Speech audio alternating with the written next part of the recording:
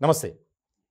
తెలంగాణ హైదరాబాద్‌లో మాసబ్ ట్యాంక్ గిరిజన సంక్షేమ కార్యాలయంలో 84,000 రూపాయలు లంచం తీసుకుంటూ ఏసీబీ అధికారులకు రెడ్ హ్యాండెడ్‌గా దొరికిపోయారు ఎగ్జిక్యూటివ్ ఇంజినీర్ జ్యోతి. ఈమె వ్యవహారంలో చాలా కీలకమైనటువంటి అంశాలు బయటకొస్తున్నాయి. ఎప్పుడైతే కార్యాలయంలో లంచం తీసుకుంటూ దొరికిపోయారో, అదే సమయంలో తన నివాసంలో కూడా సోదాలు జరిగాయి.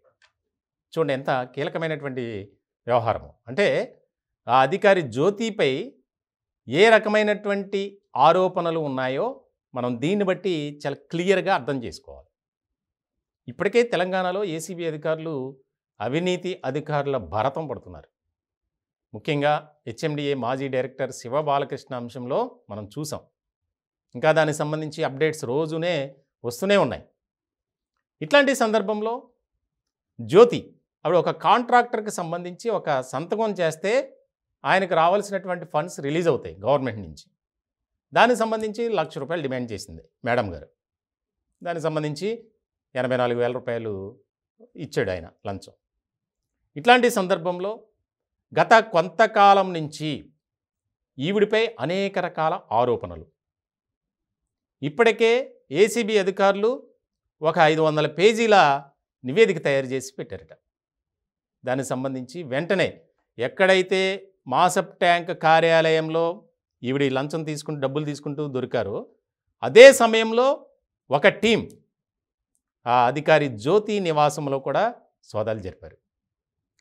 65 లక్షల రూపాయల క్యాష్, అలాగే కేజీల కొద్దీ బంగారం, కోట్లాది రూపాయల విలువైనటువంటి బంగారం స్వాధీనపరుచుకున్నారు.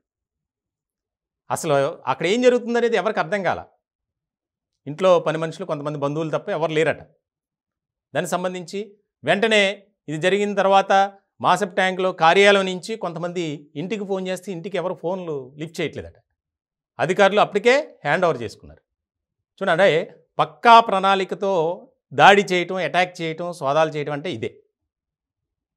ఏ మాత్రం అవకాశం ఇచ్చినా అలర్ట్ అయిపోతారు అనే ఉద్దేశంతో వారికి ఉన్నటువంటి సమాచారం మేరకు వలపన్ని పట్టుకున్నారు.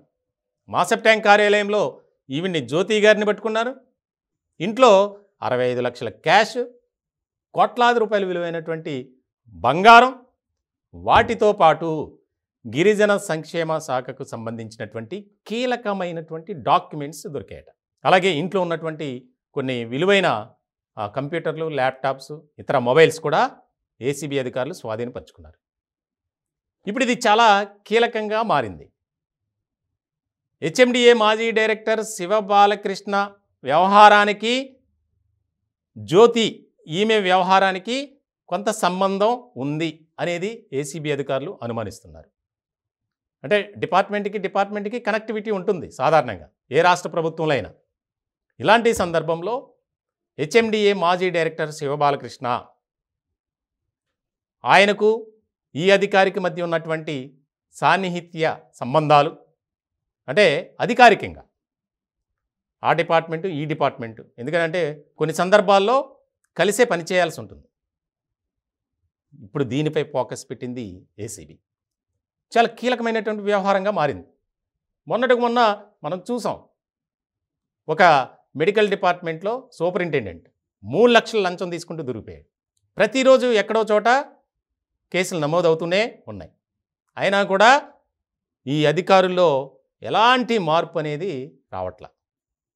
దీనికి సంబంధించి చాలా కీలకంగా మారింది. ఇంకా విచారణ చేసే క్రమంలో ఎలాంటి అంశాలు బయటకు వస్తాయనేది ముఖ్యమైనటువంటి అంశంగా మారింది. ఎందుకంటే ఇప్పటికే అక్కడ ఉన్నటువంటి వాటిని స్వాధీనపరుచుకున్నారు. ఈవెన్ ఏసీబీ కోర్టులో ప్రవేశపెట్టారు.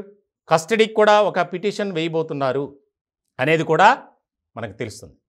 అంటే ఒక కాంట్రాక్టర్కి సంబంధించి ఒక ఫైల్ మీద, ఒక చిన్న పేపర్ మీద సంతకం పెట్టడానికి జ్యోతి గారు ఏ రకమైనటువంటి వ్యవహార శైలి కనబరిచారనేది మనం అర్థం చేసుకోవాలి. ₹1,00,000 బాధితుడు చాలా ప్రాధేయపడ్డాడట. మేడం గారు, ఎప్పుడూ నేను డబ్బులు ఇస్తున్నాను కదా, ఒక 50,000 ఇస్తాను సరిపెట్టుకోండి అని.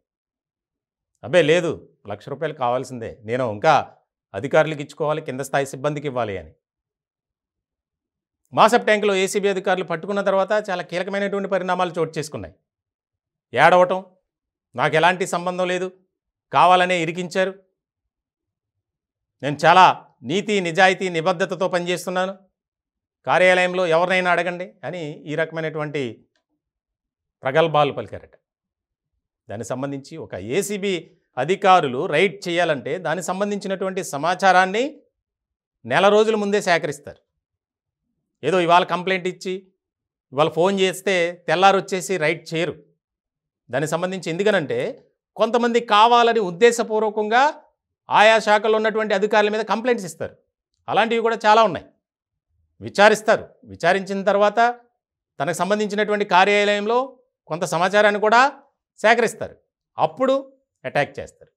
కొంతమంది ఎవరైతే బాధితులుగా ఏసీబీని ఆశ్రయిస్తారో వాళ్ళకి ముందే చెప్తారు, మీరు ఇట్లా ఫోన్స్ రికార్డ్ చేయండి, దానికి సంబంధించి చాట్ చేయండి, ఫోన్ కాల్స్ ఇంపార్టెంట్. దాన్ని బట్టి కూడా వారు రంగంలోకి దిగుతారు. ఇలాంటి క్రమంలో చాలా కీలకమైనటువంటి పరిణామంగా మారింది. ఈమెను విచారిస్తే ఇంకెంతమంది అధికారులు, ప్రజాప్రతినిధులు బయటపడతారనేది చాలా ముఖ్యమైనటువంటి అంశంగా మారింది.